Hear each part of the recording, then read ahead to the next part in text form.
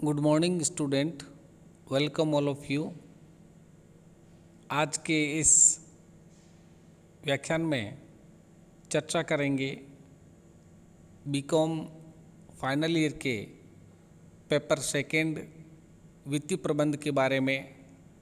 वित्तीय प्रबंध के अंतर्गत आज के अध्ययन का विषय रहेगा पूंजी बजटन, कैपिटल बजटिंग। पूंजी बजटन वित्तीय प्रबंध की अत्यंत महत्वपूर्ण अवधारणा है।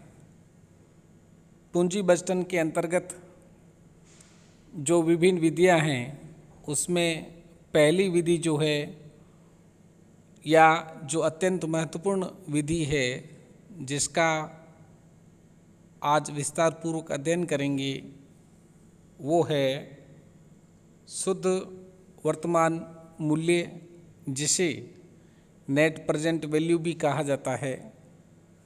समय समायोजित प्रत्यय दर पर आधारित पूंजी व्ययों के विश्लेषण के लिए प्रयोग की जाने वाली विधियों में शुद्ध वर्तमान मूल्य पद्धति अत्यंत महत्वपूर्ण है। इस विधि में विनियोग पर प्राप्त रोकड़ अंतर्वाहों का प्रबंध द्वारा निर्धारित अपेक्षित प्रत्यय दर रिक्वायर्ड अर्निंग रेट से बटा करके वर्तमान मूल्य ज्ञात किया जाता है। इस पद्धति में वर्तमान मूल्य की विनियोग लागत से तुलना की जाती है। यदि इस तुलना में विनियोग से प्राप्त अंतर्वाहों के वर्तमान मूल्य विनियोग की लागत के बराबर अथवा उससे अधिक होता है तो विनियोग प्रस्ताव अथवा परियोजना को स्वीकार कर लिया जाता है, अन्यथा अस्वीकार कर दिया जाता है। शुद्ध वर्तमान मूल्य विधि का फॉर्मूला देखेंगे। आप यहाँ देख रहे हैं नेट प्रेजेंट वैल्यू, जिसे शुद्ध वर्तमान मूल्य कहा जाता है। Time adjusted rate of return की ये महत्वपूर्ण पद्धति है। यहाँ पे एनपीवी बराबर पीवी माइनस सी। पीवी किसके लिए स्टैंड किया गया है? Present value. पीवी बराबर प्रेजेंट वैल्यू और सी बराबर इनिशियल इन्वेस्टमेंट अर्थात प्रारंभिक विनियोग के माध्यम से इंडिकेट किया गया है। आप यहाँ देखिए जो ये प्रेजेंट वैल्यूज ऑफ ₹1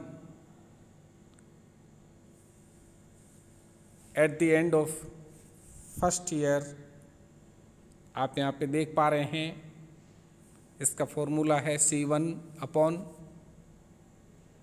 + R = 1/1 + 10/100 बराबर 1/1.10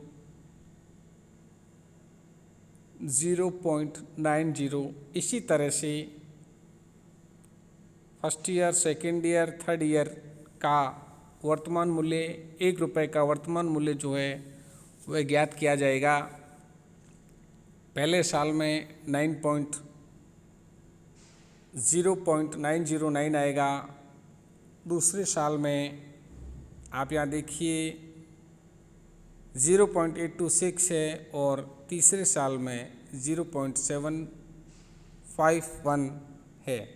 यह ₹1 का वर्तमान मूल्य विभिन्न वर्षों में दर्शाया गया है।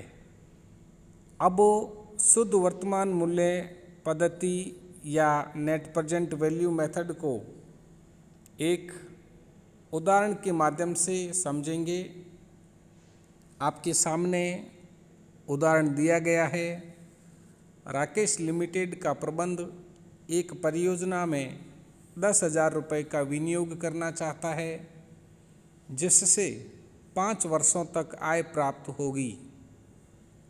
कर बाद परंतु हासपूर्व आय पहले वर्ष में 2,000 रुपये, दूसरे वर्ष में 4,000 रुपये, तीसरे वर्ष में 4,000 रुपये, चौथे वर्ष में 2,000 रुपये तथा पाँचवें वर्ष में 1,000 रुपये प्राप्त होगी। आप देखिए कि यहाँ पे कंटिन्यूसली यह अमाउंट दिया गया है 2,000, 4,000, 4,000, 2,000 और 1,000। ये 5 सालों के दिए गए हैं। यहाँ पे आप प्रबंध को सलाह दीजिए कि यह परियोजना लाभदायक है अथवा नहीं। आपको पहले ही बता दिया गया है कि समय समायोजित यह विधि अत्यंत महत्वपूर्ण है, जो कि प्रत्याय दर पर आधारित पूंजी व्ययों के विश्लेषण के लिए प्रयोग की जाती है। शुद्ध वर्तमान मूल्य की गणना के लिए 10% की दर का सुझाव दिया गया है, जो इस एग्जाम्पल में आपको दिख रहा है।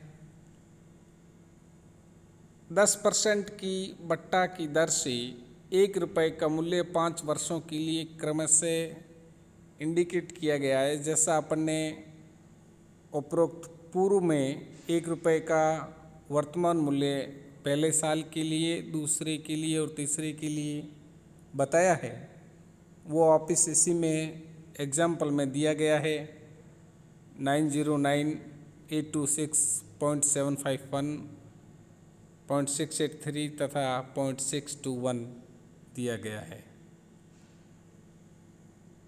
अब आप जब सॉल्यूशन करेंगे नेट प्रेजेंट वैल्यू के माध्यम से, तो उसमें आप देखिए पहला कॉलम ईयर का दिया गया है, जिसमें 1, 2, 3, 4, 5 ये 5 साल दिए गए। कैश इनफ्लो, रोकड़ अंतर्वाह, पहले साल का 2,000, दूसरे साल का 4,000, तीसरे साल का भी 4,000, चौथे साल का 2,000 और पाँचवें साल का 1,000।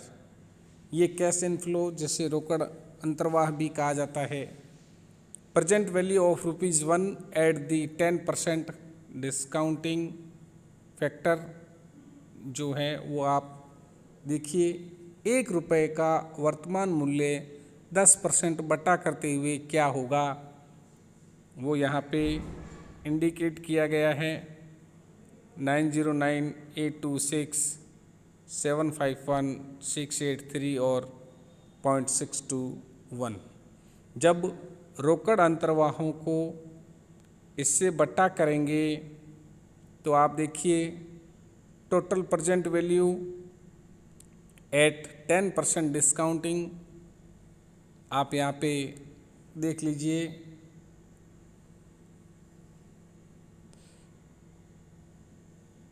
1,818 पहले साल में, दूसरे साल में 3,304, तीसरे साल में भी 3,004, चौथे साल में 1,366 और पाँचवें साल में 621। यह रोकड़ अंतर्वाहों से 1 रुपये का वर्तमान मूल्य 10% बट्टा की दर से ज्ञात करेंगे तो प्रेजेंट वैल्यू आएगी।